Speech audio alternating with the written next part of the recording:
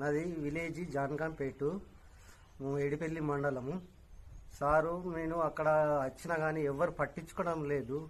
నేను ఒక 20 సార్లు తిరిగినా నాకు కళ్ళు కాని రావు, ఎవ్వరు పట్టించుకుంటారు లేదు సార్. మాకు 18 గుంటలు వచ్చింది, తర్వాత 3 గుంటలు ఎక్కడ పోయినాయి, అది మాకు ఎక్కియాలని మనవి చేస్తున్నాను సార్.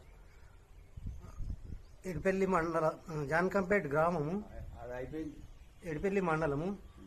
మా తాత ముత్తాతల నుంచి సంపాదించిన జాగా సార్. మాకు పాత బుక్లో 21 గుంట ఉంది, కొత్త బుక్లో 18 గుంటలు వచ్చింది.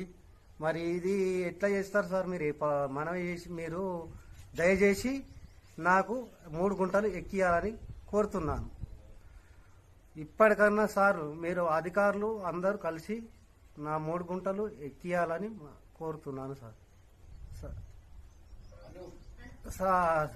సారు మేము ఎడిపెల్లి రావాలంటే నాకు కళ్ళు కనబడాయి, ఇబ్బంది బాగా చాలా ఇబ్బంది అవుతుంది, నేను నడవలేకపోతున్నాను. అయితే ఏమవుతుందంటే నాకు 3 గుంటలు మీరు ఎక్కియాలని మనవి చేస్తున్నాను.